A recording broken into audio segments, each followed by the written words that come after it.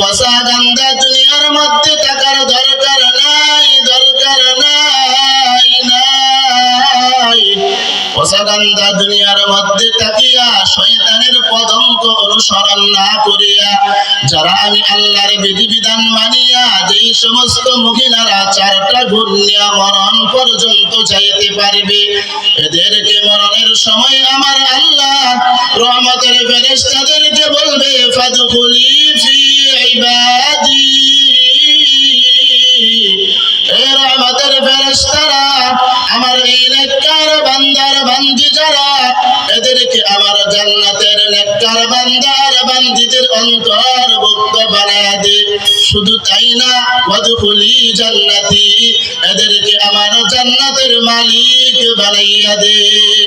এজন্য আমি আমার মাদেরকে বলবো, আমার বোনদেরকে বলবো, এ আমার মা, এ আমার বোন, কথাগুলো বুঝবা, বুঝার চেষ্টা করবা।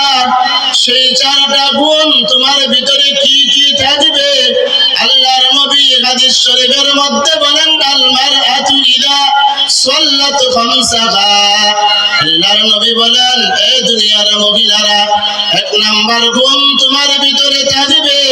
ওই 1 নাম্বার গুণ হলো, আমার মা, তুমি 5 ওয়াক্ত নামাজ আদায় করবা, 5 ওয়াক্ত নামাজ নিজেও পড়বা।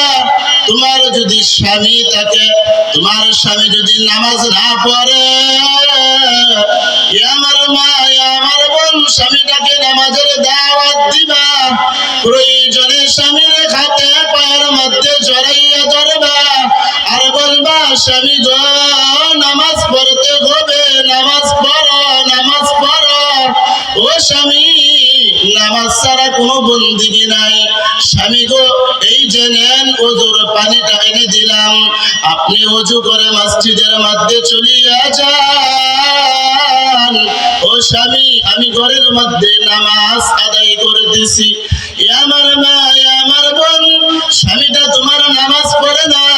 আহারে, কেমন দুনিয়ার মধ্যে আমরা বাস করি, এমন ঘরেও তো রয়েছে স্বামীও নামাজ পড়ে না, বিবিটাও নামাজ পড়ে না, ছেলেটাও নামাজ পড়ে না, মেয়েটাও নামাজ পড়ে না। ঘরের মধ্যে এমন একটা বৌমানি আসছে, সেও নামাজ পড়ে না।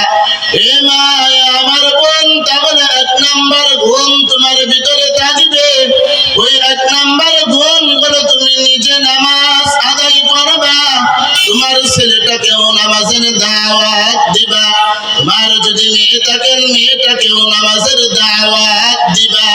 এ আমার মা, এ আমার বোন, এটা হলো 1 নাম্বার গুণ তোমার ভিতরে। তোমার এই জিন্দেগিটা 5 ওয়াক্ত নামাজ দিয়া সাজাইবা, এটা হলো 1 নাম্বার।